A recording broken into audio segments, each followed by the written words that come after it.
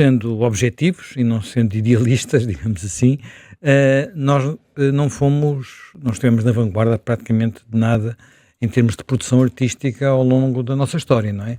Por exemplo, nós pensamos na nossa pintura e nós olhamos para os nossos pintores, aqueles que as pessoas recordam, e quais são, não é? Nós não temos a pintura do Renascimento que teve uma Itália ou que teve uns Países Baixos, não temos um século de ouro como o século de ouro espanhol, não temos, enfim, não temos nada do impressionismo que marca, não temos, mesmo no século XX, temos alguns pintores que já são importantes, talvez aquele que porventura fosse ter uma maior, uma carreira mais auspiciosa, acaba por morrer muito cedo. Estou a referir-me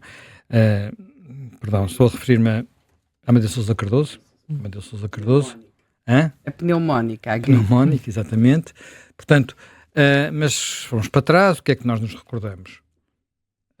Recordamos de Nuno Gonçalves por causa dos painéis. Mas sabemos pouquíssimo da vida dele. Recordamos-nos, enfim, algumas pessoas falarão de Grão Vasco, ou Vasco Fernandes, que é o pintor de Viseu, mas se calhar recordam-se mais dele porque marca de um vinho do Dão, propriamente por ser um pintor, não é? E a sua obra. Depois encontramos outros pintores, José Fadóbitos, Vieira Lusitano, Domingos Sequeira, precisamente, que é o autor desta... Já voltamos a Domingos Sequeira.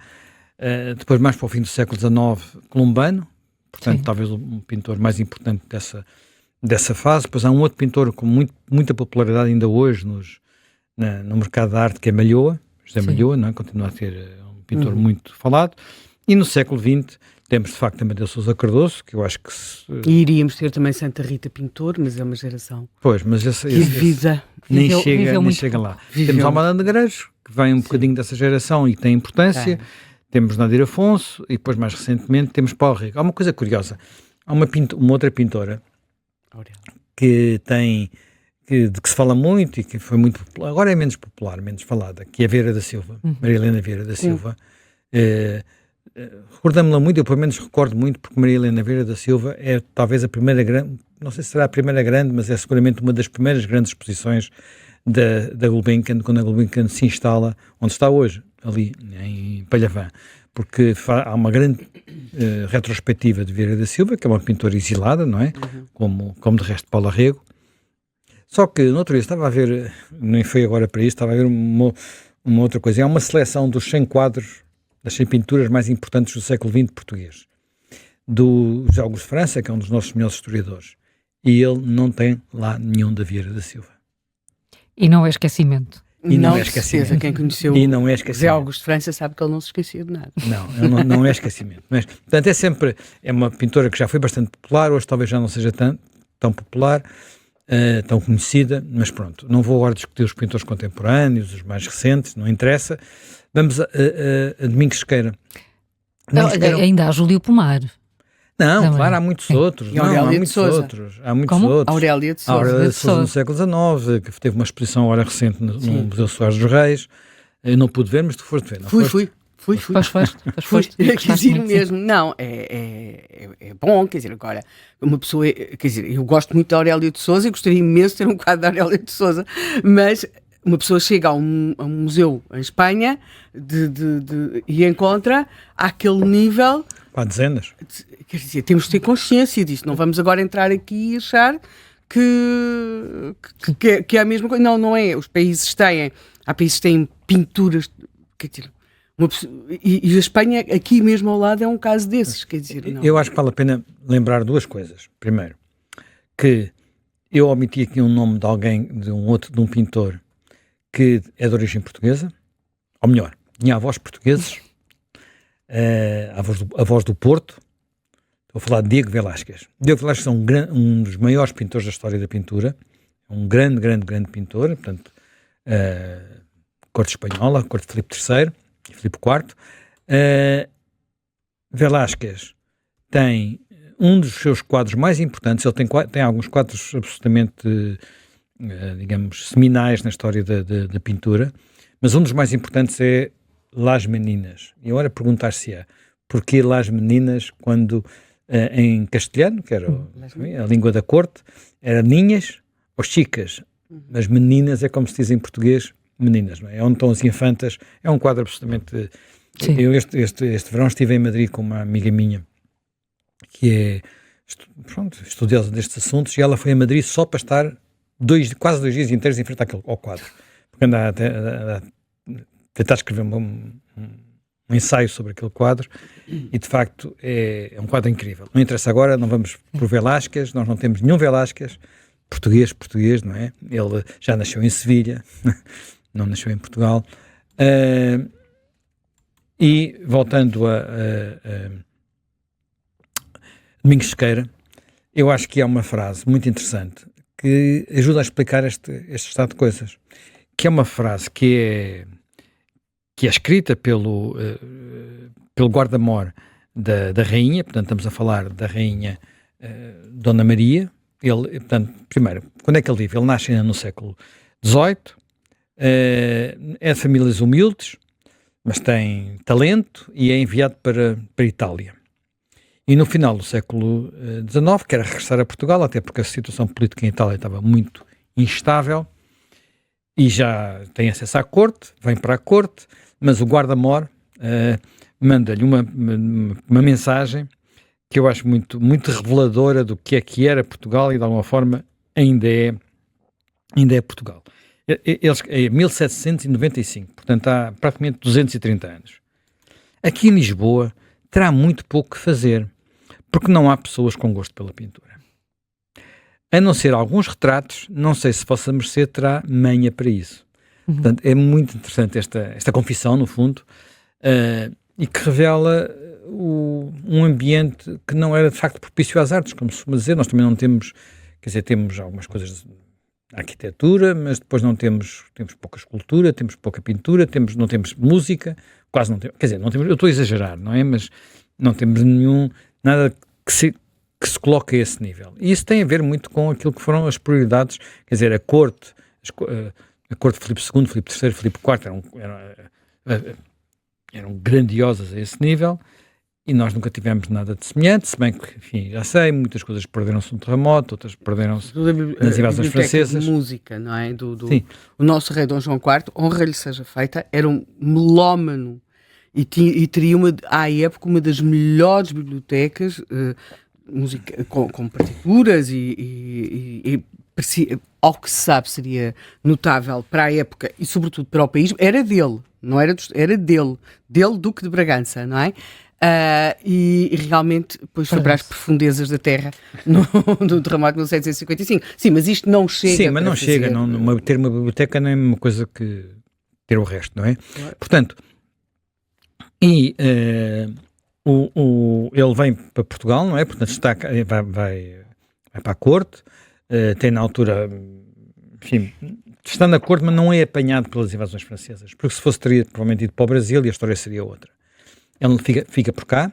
Aliás, ele depois tem retratos do Wellington. Começa por fazer uma alegoria ao Junot, que é o general francês da primeira invasão. Depois tem retratos do Beresford, retratos do Wellington. E é um liberal. Portanto, envolve-se muito digamos, na política, dá muitas simpatias pelos liberais, no vintismo, na Constituição. Ele faz ensaios para pinturas sobre o rei abraçado à Constituição e coisas desse género. Portanto, a pintura também é política, não é? Portanto, nesta época é muito, muito relevante. Encontramos muitos quadros noutros países com um conteúdo político fortíssimo. E, portanto, acaba por se exilar novamente, não é? A seguir, olha, a Vila Francada, que fez agora 200 anos. Fez o ano passado 200 anos. Vai para Paris. Em Paris tem participa num salão, e o quadro que mostra nesse salão é um quadro que é uma Morte de Camões, que foi bastante elogiado e até consideraram ao nível de Delacroix. Delacroix é um dos grandes pintores franceses. E depois acaba por ir para Roma. Ele está sepultado em Roma, na igreja de Santo António dos Portugueses, mesmo no coração de Roma. Aliás, é um sítio muito, enfim, Piazza Navona, um dos sítios mais bonitos de Roma, perto da Piazza Navona, não é Piazza Navona, em Roma que ele pinta os quadros que estão agora em causa. As pinturas que estão agora em causa. Portanto, são consideradas, digamos, Grupo Palmela, são quatro pinturas, portanto, a Ascensão, o Juízo Final, a Adoração dos Magos e a Descida da Cruz. Uma delas, o Juízo Final, não está, é uma obra que ele não completou, portanto, Sim. é uma obra incompleta. Estas obras são consideradas muito importantes na vida dele, porque são não só por serem as obras finais, por revelarem um estilo já um pouco diferente, mas pelo conjunto que faziam. Portanto, o Museu Nacional de Arte Antiga já tinha comprado, ou já tinha, enfim, julgo que comprado, ainda no século XIX, portanto, no final do século XIX, os cartões que estavam, digamos, os cartões são os esboços, preto e branco, carvão, para estas quatro pinturas. Portanto, elas já lá estavam expostas há muito, não é? Entretanto, estas obras em si foram compradas pelo Duque Palmela aos herdeiros de Domingos Sequeira e ficaram sempre na coleção dos Holstein, dos Palmela. Há 10 anos, uma destas obras esteve para, talvez a mais significativa de todas, que é a Adoração dos Magos, esteve para ser, enfim, não sabia qual era o destino, a família queria vendê-la, e houve uma subscrição pública, onde participaram milhares de portugueses. Eu não queria estar a enganar, mas os meus pais ajudaram, participaram, não sei com quanto, não faço ideia, e no final reuniram-se os 600 mil.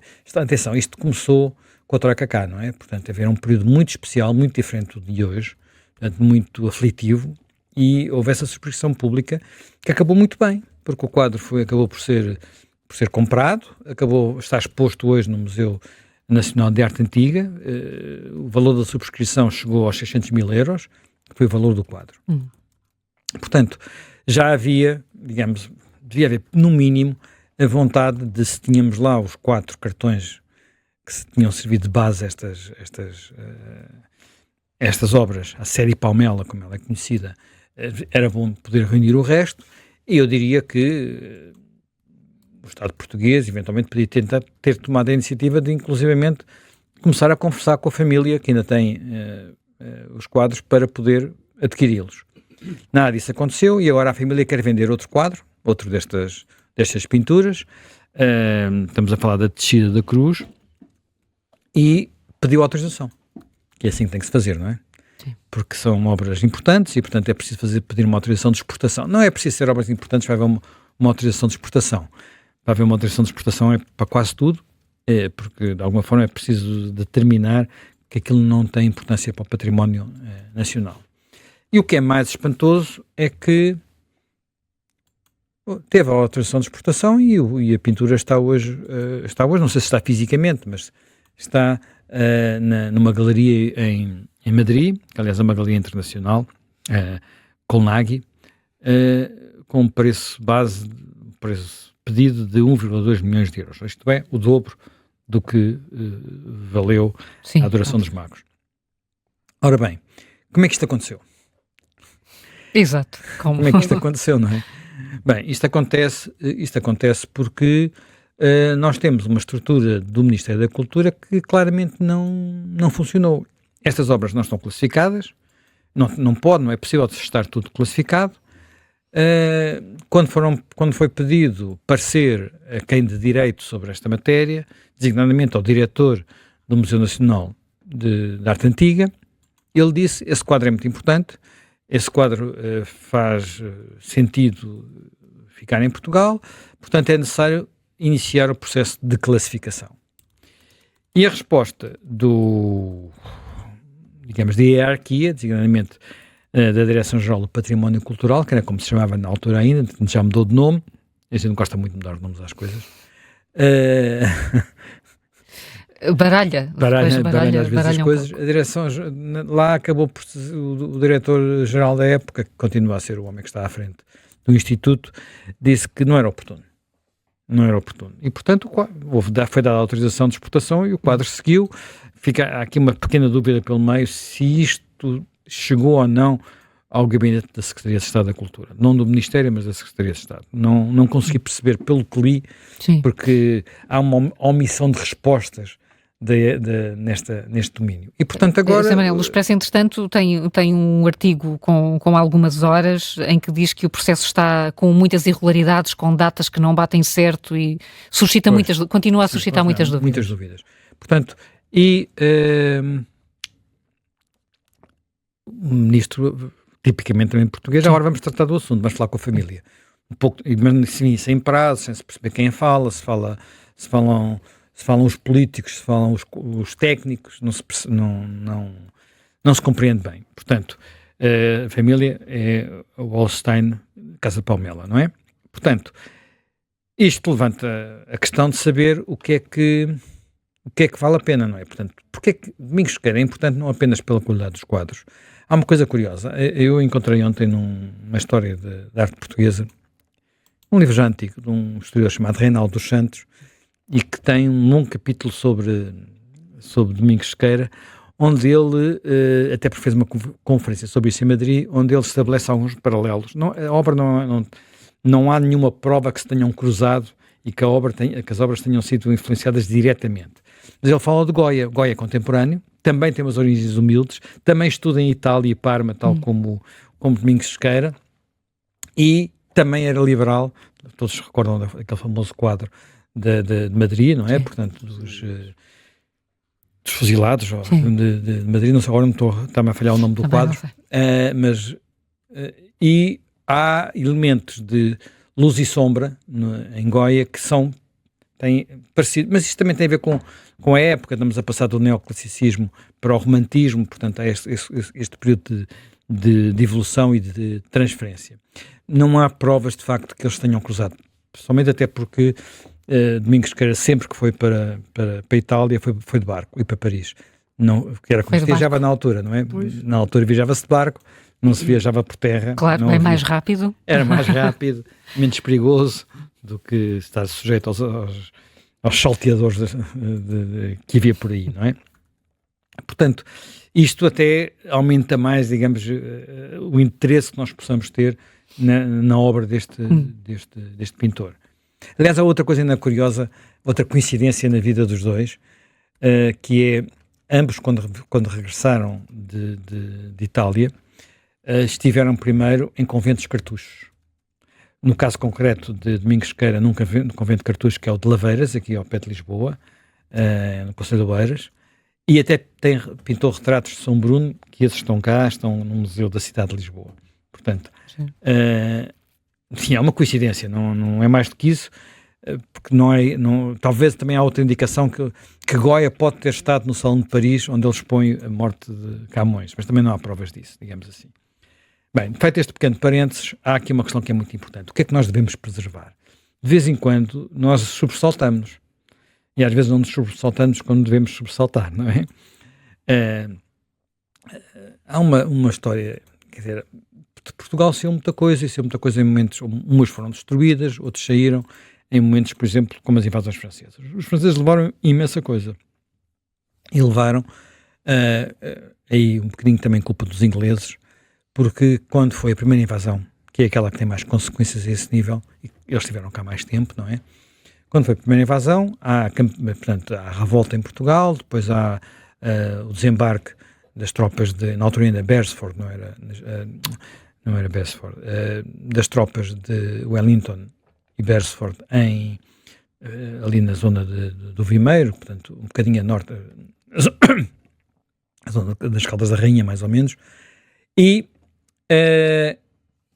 os franceses vão-se embora, mas há um acordo para eles saírem quase pacificamente. Levarem as armas e levarem as bagagens. E nas bagagens foi muita coisa. Designadamente, foram a coleção de espécimes, aqui estamos a falar, não é arte, mas é material museológico. Foram a coleção de espécimes que tinham vindo sobretudo do Brasil, portanto, animais e peixes, animais embalsamados. E não só os brasileiros fizeram uma espécie de levantamento a posteriori, não é?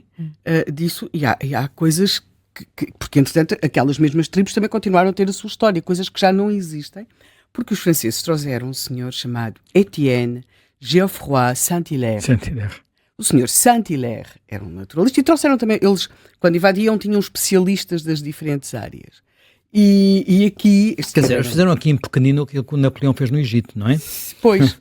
Que levou toda uma quantidade de... Havia, no Museu de História Natural de Paris, uma coisa que se chamava Le Cabinet Lisbonne. Existia, não, havia existe, só que eles agora já não... Quando se tenta pesquisar por Cabinet Lisbonne, já não aparece aquilo agora, já é História Natural, já não se... Porque o que é que fazia um gabinete de Lisboa no meio de um Museu de História Natural em Paris? O que é que se passava, não é? E de facto seguiram, até ainda antes do acordo, começaram a seguir para a França muitos daquilo que eram as coleções que tinham vindo do Brasil, também de África, porque, pasme-se, Portugal uma vez na vida resolveu fazer uma coisa princípio. Bem feito. Fazer um levantamento, mandaram-se pessoas para o Brasil, é um trabalho notabilíssimo. Não, por exemplo, os desenhos, as gravuras são absolutamente fascinantes. Está tudo disponível online, os brasileiros têm isso. São coisas notáveis e têm feito edições, imagens. Aliás, isso é uma coisa que se coloca. Se vai começar essa política de devolução aos países... Já vamos lá, calma, já vamos lá. Mas tu achas que o Cabinet Lisbonne vem para Lisboa? Não creio. E aliás vou dizer mais uma coisa, que é assim, se o Gabinete de Lisboa tivesse ficado cá, muito provavelmente estaria onde era suposto ter estado, que era o Museu Nacional de História Natural, portanto em Lisboa, na Rua da Escola Politécnica, a Faculdade de Ciências, e teria ardido em 1978, como ardeu o resto de tudo. Enfim, é uma coisa que a mim me diz muito, porque eu vivi uma parte da minha vida lá, não é? Antes de arder e depois de arder. Portanto, por causa do teu pai. Era por causa do meu pai, não era? Onde o meu pai trabalhava. Já a história que já onde o meu pai trabalhava. Aqui. Portanto, provavelmente teria sido destruído. Assim, ao menos, ainda existe. Também ficaram há outro nos exemplo. escafúndios da Universidade de Coimbra, péssimo estado, uma vergonha. Há outras coisas que são relevantes. Por exemplo, há uma outra peça que é referenciada com algum detalhe primeiro pelo Leite Vasconcelos, que é a tal Chorca de Sintra. E parece que ando sempre aqui à volta de Chorca de Sintra. Chorca de Sintra foi encontrada na Quinta de Ribafaria. A Quinta de Ribafaria hoje já está outra vez aberta ao público. Aliás, aqui há uns anos houve uma polémica sobre essa quinta. E esteve ligada aos herdeiros de Dom João de Castro, mas não interessa. O que interessa é que ela foi descoberta lá no século XIX. A chorca é uma espécie de colar de ouro, mas muito pesado, pesa mais de 1,2 kg, portanto muito pesado, e que acabou por ser vendida para o Museu Britânico, onde chegou em 1900. Leite Vasconcelos ainda tentou ver se ela não ficava por cá, não ficou. Não sei se tivesse ficado lhe aconteceria alguma tragédia numa daquelas crises económicas que levam a precisar de reter o ouro, não é? Como às vezes acontece. Enfim, está no Museu Britânico, pode ser... Estou aqui a ver na internet, há uma cópia no Museu Nacional de Arqueologia. É verdade, há uma cópia no Museu Nacional de Arqueologia. Mas é uma cópia, não é em ouro, não é em ouro, não é o original. Há outros casos mais recentes, por exemplo, na altura não levantaram um grande celeuma, que é, por exemplo, em 2005, foi o leilão da coleção Champollion, que foi em Londres, na Christie's, foi um leilão importantíssimo, porque era uma coleção muito grande. E houve portugueses que foram lá comprar algumas peças. Houve colecionadores portugueses, quer dizer, 2005 era um período de alguma euforia económica em Portugal. Parecia que havia muito dinheiro. Não havia, mas parecia que havia. Havia quem tivesse a fazer coleções gastando muito dinheiro. Mas alguns portugueses fizeram isso, o Estado português não fez nada, e a peça talvez mais significativa que é vendida nesse leilão, a estrela do leilão, é um quadro do Canaletto. Canaletto, pintor veneziano, é um quadro considerado raro e importante do Canaletto. 17 milhões de euros. Aqui já estamos a falar de dinheiro a sério. E a entrada no grande canal. Aqui já estamos a falar de dinheiro a sério. Portanto, enfim, não houve nenhuma intenção de manifestação de interesse por parte do Estado português, o quadro foi leilão, e vai lá, uma parte do rendimento desse leilão voltou para Portugal via Fundação Champollion, onde está a ser muito bem aplicado, diga-se de passagem. Portanto, também... Aliás, há um momento quando o Jaime Nogueira Pinto, que é aqui nosso colaborador, eu participo aqui em várias atividades no Observador, Ele entrevistou e esteve com António Champalimau. Ele tem uma biografia de E tem Champalimau. mesmo a biografia dada. E, aliás, eu acho que isto está lá na biografia que é lá. Ele, claro, chegou ao pé de Champalimau e viu o quadro, o sítio onde ele estava a entrevistar Champalimau, tinha o quadro. E, claro, os olhos caíram-lhe no quadro. Teve aquela dúvida que qualquer alma comum tem, será o original ou não, não é? Quer dizer, pronto, que é aquilo que ocorre a qualquer um. Lá terá arranjado maneira de perguntar aquilo a Champalimau, que é óbvio que respondeu que ele nunca teria uma cópia, só teria o original. Atenção, estamos a falar de um tempo em que fazer cópias de grandes pinturas era muito comum, não é? E há cópias que E também há cópias atingem muito valores boas, muito e há altos. cópias muito boas. Mas neste caso era mesmo o original, e o Canaletto é um pintor importante da escola veneziana, não é? Bem, na altura não houve comoção pública nenhuma, portanto esse foi daqueles que saiu de Portugal sem comoção nenhuma. Depois tivemos uma outra comoção, passado uns anos, que é a comoção dos Miró. Dos Miró, que Uma acabaram saga. por ficar cá. O valor, enfim, era difícil, aquilo era mais a avaliação da coleção do que o valor do mercado, porque como ele tinha entrado na posse do Estado por causa do BPN, a questão é saber se ele ia a leilão e, portanto, o Estado, que estávamos no período da Troika, portanto, muita falta de dinheiro, recebia essa receita ou abdicava dessa receita. Abdicou, a coleção ficou cá. Os especialistas ainda hoje dividem um bocadinho sobre se é uma grande coleção de Miró ou são os restos de Miró. São os Miró. É Miró. São os Mirós ou se é uma coisa estrutural, como deve ser, com boas obras. Eu não vi ainda, ela está exposta em Serralves, eu não fui vê-la ainda, tenho que ver se, a próxima vez que for ao Porto arranjo tempo para isso, para ter a minha opinião, portanto não tenho opinião sobre essa matéria. Mas isto, para terminar, porque também já me estou a alongar um bocadinho, acho que levanta muitas questões, não apenas sobre, primeiro, como é que nós olhamos para estas coisas todas? Nós temos pouca coleção e poucas coisas em Portugal, porque de facto, durante a maior parte da nossa história, ligámos pouco a estes temas, isso é que é verdade, não é?